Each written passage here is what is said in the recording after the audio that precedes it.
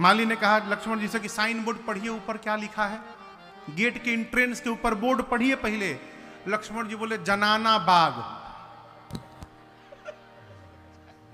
लक्ष्मण जी क्या पढ़े? जनाना बाग। आप लोग जनाना जानते हैं? जनाना माने स्त्री, स्त्रियों के लिए बाग था। लक्ष्मण जी बोले जनाना बाग। माली बोले जनाना जनाता रुआ। अरे कैसे तुरब रउआ फूल, अरे कैसे तुरब रउआ फूल धनुष धारी जी, कैसे तुरब रउआ। राम जी बोले हाथ से तुरे। हाथ से? फूल के पखुरियों से कोमल अंगुरिया, हाथवा बुझाला गुल गुल धनुष धारी जी, कैसे तुरब रउआ फूल। गुलगुल बुझे, समझ रहे हैं? गुलगुल मने जौन छोट लड़का के गाल पूरा फूला फूला रहता है, कहते कितना गुलगुल गाल बाहु एक एक माली बोले बताएं सवेरे सवेरे क्यों आ गए? हमको लगता पूरा टाइमिंग पता करके आए हैं आप। फूल तोड़े ऐन की किशोरी जी के देखे खातिर, सही सही बताइए। फूल तोड़े ऐन की किशोरी जी के देखे खातिर, करी ईमानदारी से कुबूल धनुष धारी जी, कैसे तुरब रउआ फूल। अरे कैसे तुरब तुरब रउआ फूल धनुष धारी जी, कैसे तुरब रउआ। हम तो कहतनी सरकार यही जरूर रह जाई, अब कहीं और ही गईला के दरकार नहीं है। काहे? मिथिला में बाटे अनुकूल धनुष धारी जी, कैसे तुरब रउआ फूल। भगवान मुस्कुरा रहे हैं। मालियों ने कहा प्रभु हम तो जानबूझकर यहां आपके सन्मुख खड़े हो गए, क्यों? इसी बहाने थोड़ी देर आपको देखने का अवसर मिल गया और दो शब्द आपसे बतियाने का सौभाग्य प्राप्त हो गया। आपको कौन रोक सकता है संसार में प्रभु? जाइए पुष्प ले लीजिए। राम जी जाकर पुष्प लेने लगे। ठीक उसी समय ते ही अवसर सीता तह आए, ते ही अवसर सीता तह आई, गिरिजा पूजन जननी पठाई, गिरिजा पूजन जननी पठाई, संग सखी सब सुभग सयानी, संग सखी सब सुभग सयानी, गावहि गीत मनोहर वाणी, गावहि गीत मनोहर वाणी, गावहि गीत मनोहर वाणी। ठीक उसी समय मेरी मां किशोरी जी पार्वती मैया की पूजा करने के लिए बाग में आती हैं। सखियों के साथ मां ने स्नान किया, पार्वती जी के मंदिर में गई, पूजन किया और मां ने अपने लिए सुंदर वर मांगा मां भवानी से। तब तक मां की 8 सखी में से एक सखी पूजा छोड़ के चली गई बगीचा घूमने, और बगीचा घूमते घूमते उसने राम लक्ष्मण जी को देख लिया। बावली हो गई हो, सामने आमने सामने भगवान मिल जाए तो केहू पगला जाए। बावली हो गई, दौड़कर मंदिर में आई, मुख से हंस रही है, आंख से रो रही है। सखियां देखकर पूछे रे का भइल हो? अरे झूम। मां को लेकर वो सखी गई और एक लता की ओट में आकर उसने भगवान का दर्शन कराया मां का। अब मेरी मां जब भगवान को देखी तो स्तब्ध हो गई है।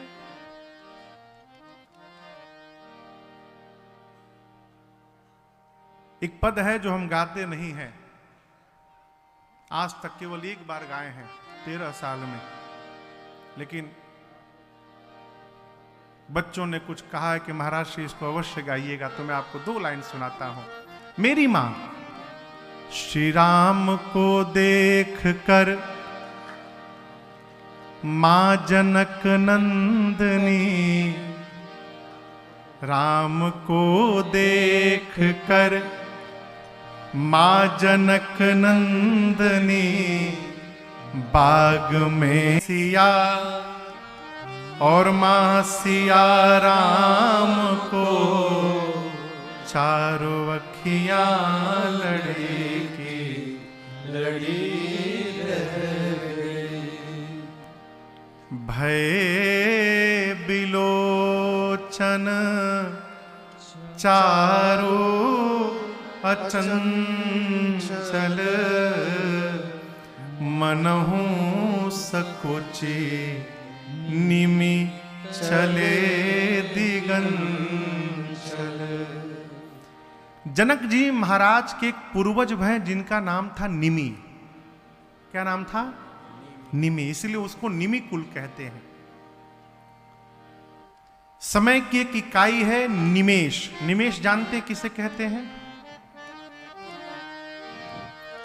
पलक गिरकर उठने में जितना समय लगता है उस समय का नाम है निमेष।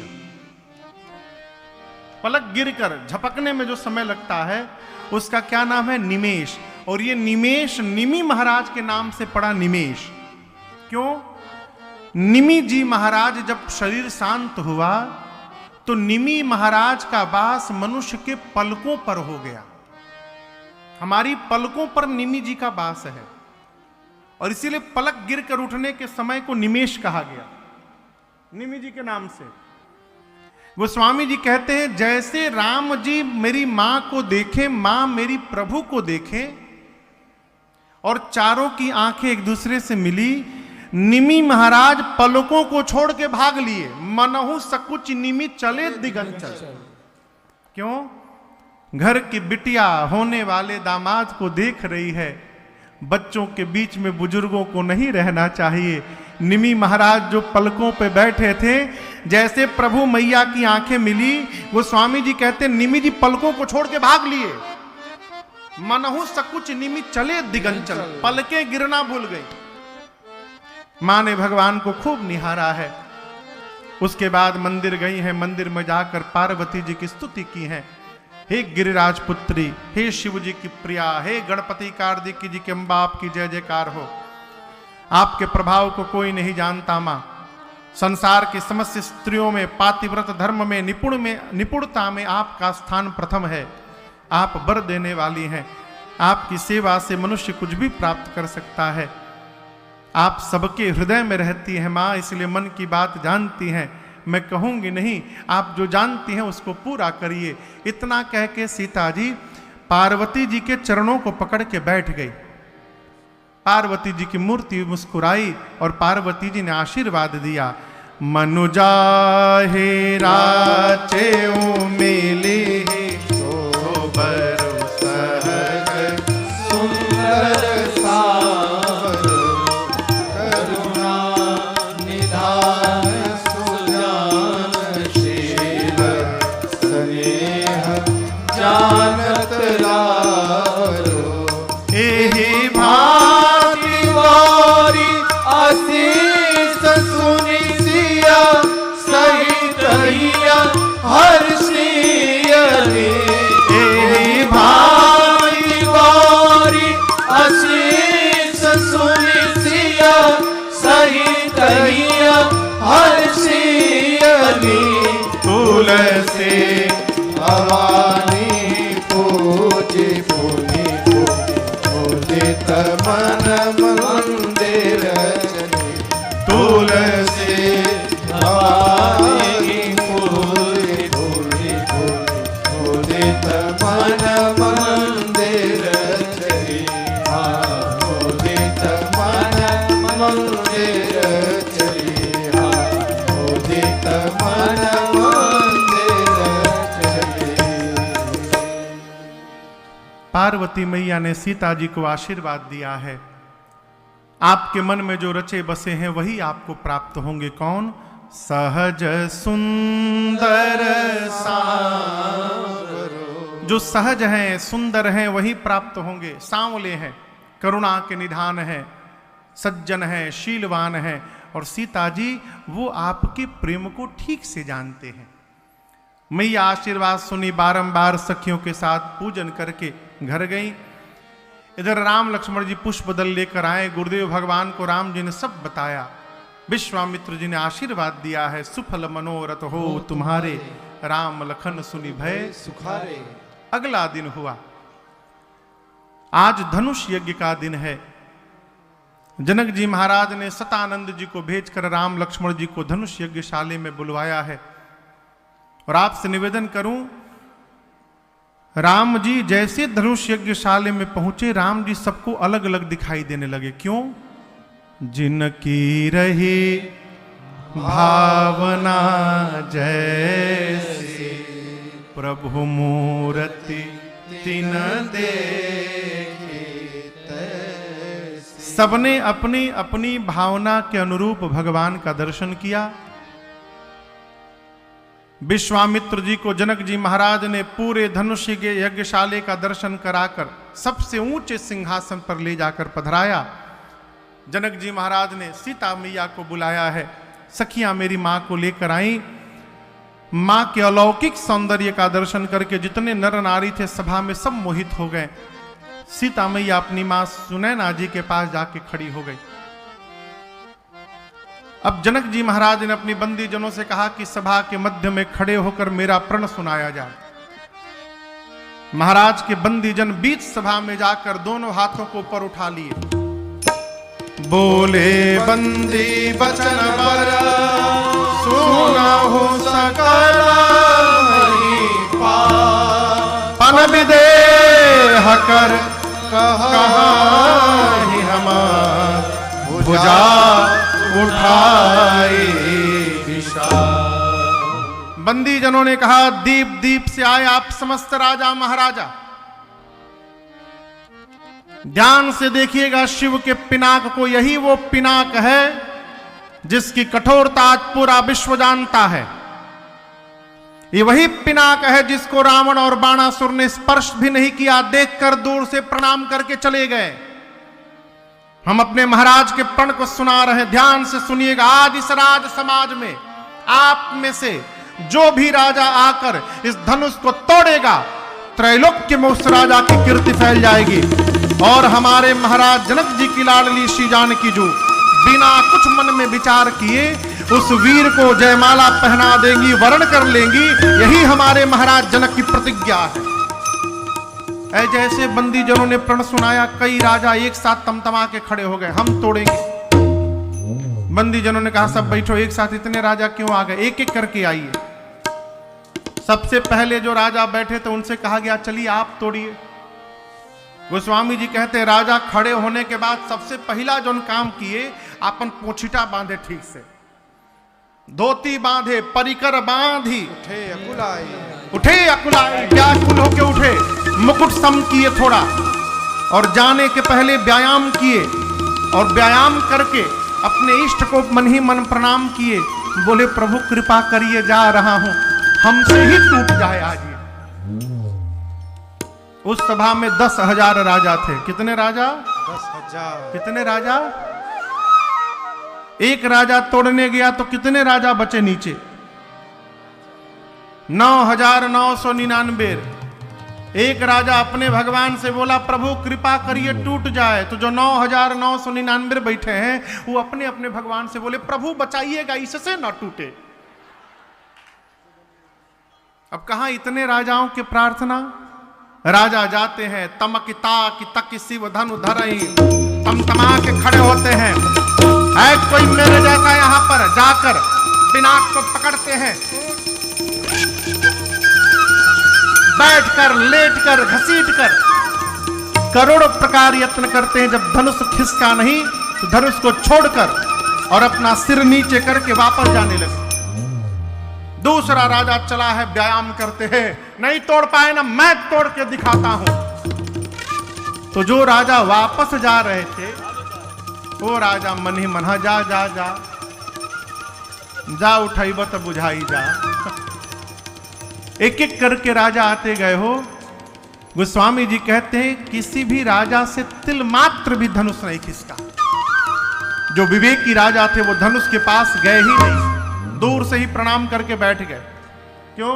विवेकी राजा जानते हैं कि जिस सभा में भगवान आकर बैठे हो, भगवान के रहते दूसरा भला कौन धनुष को तोड़ सकता है, इसलिए राजा गए ही नहीं।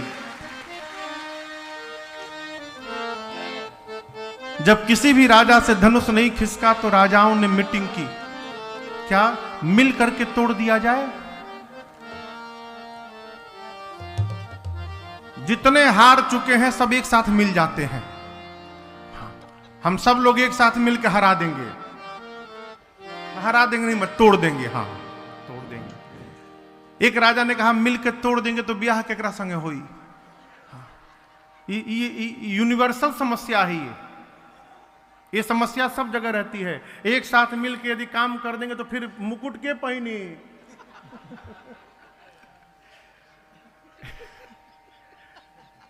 कौन पहनेगा?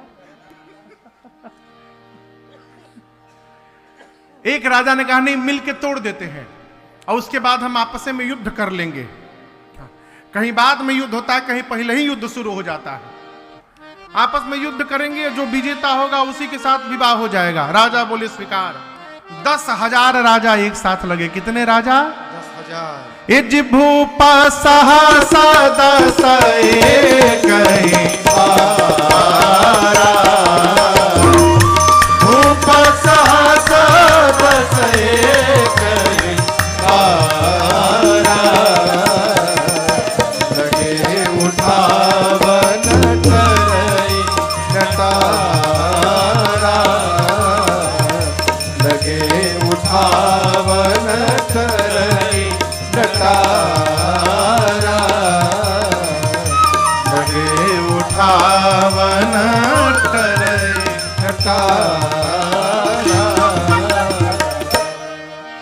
10,000 राजा एक साथ लगे धनुष उठाने में, परंतु धनुष अपने स्थान से तिलमात्र नहीं खिसका। सारे राजा धनुष के हाथों अपनी कीर्ति वीरता गंवा करके और अपने आसन पर जाकर सिर झुका करके बैठ गए। आपको बताऊं, ये दृश्य देखकर जनक जी महाराज आवेश में आ गए। खड़े भय समस्त राजाओं को संबोधित करते हुए श्री जनक जी बोले, दीप दीप से आए आप राजा महाराजा। आप में से कोई भी राजा ये नहीं कह सकता है कि मैंने उस राजा को बुलाया है यहां पर। आप समस्त राजा आए सुनी सुनी जो पनठाना। आप सब मेरी प्रतिज्ञा सुनकर यहां पर आए हैं। कौन नहीं आया है? देवता आए हैं, दैत्य आए हैं, मनुष्य आए हैं, नाग आए हैं। क्या कह रहे थे आप लोग? अभी तोड़ देंगे, अभी तोड़ देंगे। शर्म करिए। तोड़ना तो दूर, आप में से किसी ने धनुष को तिल मात्र खिसकाया भी नहीं है आज। मेरी बेटी सुंदर है, ये कीर्ति वर्ण करने योग्य है, परंतु मुझे तो ऐसा लगता है कि ब्रह्मा ने इस धरती पर ऐसा किसी को बनाकर भेजा ही नहीं है जो अपने जीवन में इस कीर्ति का वर्ण कर सके। ध्यान से सुनिएगा समस्त राजा, जितने राजा यहां पर हैं, आज के बाद कोई इस बात का माख नहीं करेगा कि मैं वीर हूं। कोई भी राजा आप में से अपने को वीर नहीं बोलेगा आज के बाद। मैं जान गया आज की धरती वीरों से रिक्त हो चुकी है। क्या बैठे हैं? विवाह का सपना छोड़िए और घर वापस जाइए अपने। आज मैं यदि अपना प्रण छोड़ता हूं तो मेरी कीर्ति कलंकित हो जाएगी। प्रण पे टिका रहता हूं तो मेरी बेटी कुंवारी रह जाएगी। मैं जानता कि धरती पर एक भी वीर नहीं बचा है। मैं कहता हूं ऐसी प्रतिज्ञा करके संसार में अपना उपहास कदापि नहीं होने देता। जब पहली बार जनक जी ने कहा कि धरती पर आज के बाद कोई अपने को वीर नहीं बोलेगा, लक्ष्मण जी सुने, पूरा शरीर तिलमिला उठा क्रोध से। फिर सोचे गुरु जी हैं, भैया हैं, कुछ उत्तर देंगे ये लोग। किसी प्रकार अपने क्रोध को शांत किए। अभी क्रोध आधा ही शांत हुआ, तब तक जनक जी फिर से ललकार दिए, कि जानता धरती पर कोई वीर नहीं बचा, ऐसी प्रतिज्ञा कदापि नहीं करता। स्वामी जी कहते हैं जैसे दूसरी बार वीरत्व को ललकारा, लक्ष्मण जी तमतमा उठे वहीं पर। आप चौपाई का दर्शन करिए, बाबा कहते हैं माखई लखन, कुटिल भाई भाव है, कुटिल भाई भाव है, समझते हैं ये भाव हैं। माखे मने पूरा शरीर तमतमा उठा, भाव है टेढ़ी हो गई, रदपट फरकत नैन सो में होठ फड़फड़ाने लगे, मानो नेत्र से अंगार बरसने लगा। लक्ष्मण जी के खड़े भय राम जी को प्रणाम करके बोले भैया क्षमा करिएगा, रघुवंश का एक छोटा सा बालक जिस सभा में बैठ जाता है, पूरे ब्रह्मांड में यह किसी की क्षमता नहीं कि बोल दे कि धरती पर कोई वीर नहीं बचा। आपके रहते जनक ने कह दिया, कही जनक जैसे अनुचित बानी, कही जनक जैसे अनुचित बानी, विद्यमान रघुकुल मन जानी, विद्यमान रघुकुल मन जानी। सुनहु भानुकुल पंकज भानु, सुनहु भानुकुल पंकज भानु। मैं कहूँ स्वभाव न कछु अभिमानो, कहूँ स्वभाव न कछु अभिमानो। जो तुम्हारी अनुशासन पावो, जो तुम्हारी आप कह दीजिए एक बार, कंदु कैव ब्रह्मांड उठाओ, कंदु कैव ब्रह्मांड उठाओ। काजे घट जिमिदारो खोल, काजे घट जिमिदारो खोल। मैं सकौ मेरु मूलक जिमि तोरे, सकौ मेरु मूलक जिमि तोरे। तौ प्रताप महिमा भगवाना, तौ प्रताप महिमा भगवाना। ओ बापुरो पिनाक पुराना, ओ बापुरो पिनाक पुराना। नाथ जानियस आयस हो, नाथ जानियस आयस हो। मैं कौतुक करो बिलो की सो, कौतुक करो बिलो। आप कहिए कमल नाल जिमि चाप चढ़ावो, कमल नाल जिमि चाप चढ़ावो। जो जन सत प्रमाण ले धावो, जो जन सत प्रमाण ले धावो, जो जन सत प्रमाण ले धावो, जो जन सत प्रमाण ले धावो। तोरऊ छत्रक दंड जिमि तो प्रताप जान करो प्रभु पद करना। लक्ष्मण जी गर्जे कहें भैया आप बैठे हैं, जनक ने कहा कोई वीर नहीं है, आप अपने को शांत रखिए, मुझे आज्ञा करिए। मुझे वीरत्व को ललकारा है जनक ने, मैं बताता हूं वीर किसे कहा जाता है। आप कहिए प्रभु, बच्चे जिस प्रकार गेंद उठाते हैं, आप कहिए सबके सामने पूरा का पूरा ब्रह्मांड हाथों में उठा लूंगा आज मैं। बच्चे जिस प्रकार कच्चे घड़े को फोड़कर चूर्ण चूर्ण करते हैं, मैं ब्रह्मांड को खंड खंड कर दूंगा। जनक ने कहा कोई धनुष को नहीं उठाया, बच्चे जिस प्रकार खेत से मूली तोड़ते हैं, कहिए सुमेरु पर्वत को छिन्न भिन्न कर दूंगा। बरसात में उगे छत्र को बच्चे पांव से जैसे रौंद देते हैं, रौंद दूंगा। धनुष को उठाऊंगा और केवल उठाऊंगा नहीं, 100 योजन तक दौड़ कर दिखा दूंगा। और यदि नहीं कर पाया प्रभु, आपके चरणों की सौगंध लेता हूं, पूरी सभा सुन ले, जीवन में आज के बाद कभी हाथ में अपने धनुष बाण को धारण नहीं करूंगा मैं। लक्ष्मण जी गरजे, पूरी धरती की गति देखिए। लखना सको बचन दे बोले, जगमगाने मही दे गज डोले, जगमगाने मही दे गज डोले, जगमगाने मही दे गज डोले। लक्ष्मण जी कहे रौंद दूंगा, छिन्न भिन्न कर दूंगा, 100 योजन तक दौड़कर दिखा दूंगा। पूरी धरती कांपने लगी, राजाओं का आसन डोलने लगा। राम जी सीता जी प्रसन्न हो गए।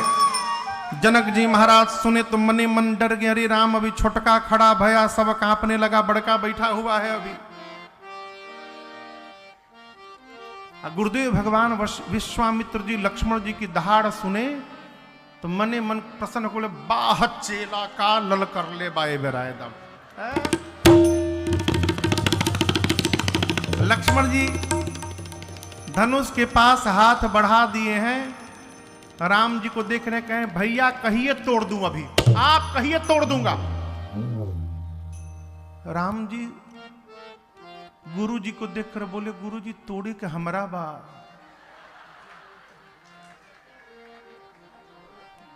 तोड़ना हमको है, ये छुटके तैयार बा तोड़े खातिर।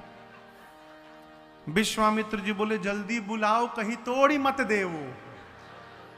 हाँ।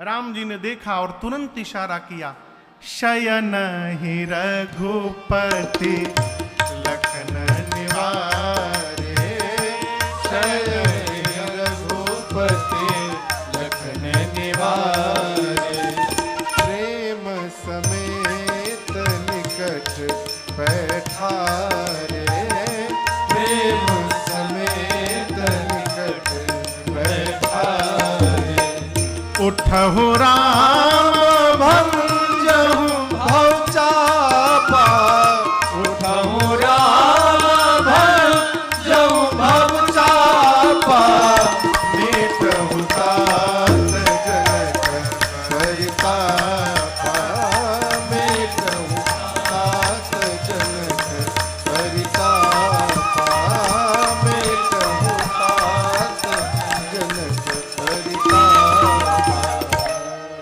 राम जी ने लक्ष्मण जी को बुला के बगल में बिठाया और अब श्री विश्वामित्र जी ने राम जी को आदेश दिया, राम उठहु राम भंजहु भव चापा, मेटहु तात जनक परितापा। जैसे गुरुदेव भगवान ने आज्ञा दी, भगवान सहज खड़े होकर प्रणाम करके विश्वामित्र जी को चल पड़े और दर्शन करिए। राम जी जैसे धनुष की ओर बढ़ना प्रारंभ किए, वहां जितने मिथिलावासी बैठे थे सब व्याकुल हो गए हो। अपने अपने पितृजनों से, पितृ देवताओं से, पितरों से मिथिलावासी कहने लगे, हे पितृ देवता, आज आप लोग हम लोगों के जीवन का सारा पुण्य ले लीजिए, सारा पुण्य देने को तैयार हैं। बदले में एक काम करिए, बच्चे जैसे कमल की डंठल को तोड़ देते हैं ना, आज आप लोग राम जी से इस धनुष को तोड़वा दीजिए। इसके बाद जीवन में हम कभी कुछ नहीं मांगेंगे आपसे। सीता मैया की मां सुनैना जी राम जी को धनुष की ओर बढ़ते देख व्याकुल हो गई। अपनी सखी को बुलाकर बोली, सखी क्या इस भरी सभा में एक भी बुद्धिमान व्यक्ति नहीं बैठा है? कोई इस बालक को मना क्यों नहीं करता? ये बालकों का कार्य नहीं है। जिस धनुष को रावण और बाणासुर ने स्पर्श भी नहीं किया, उसको ये बालक तोड़ने जा रहा है। मान सरोवर में रहने वाला हंस अपने सिर पर मंदराचल उठाने जा रहा है, कोई रोकता क्यों नहीं इस बालक को? सखी ने कहा, महारानी क्षमा करिएगा, जीवन में तेजवंत को छोटा ना समझिएगा। तेजवंत लघु गनी है ना रानी। सूर्य का छोटा सा गोला निकलता है और पृथ्वी के अंधकार को समाप्त कर देता है। कितने भी बड़े देवता क्यों न हो, एक छोटे से मंत्र के कारण बस में आ जाते हैं। विशाल मदमस्त हाथी को एक छोटा सा अंकुश अपने बस में करके रखता है।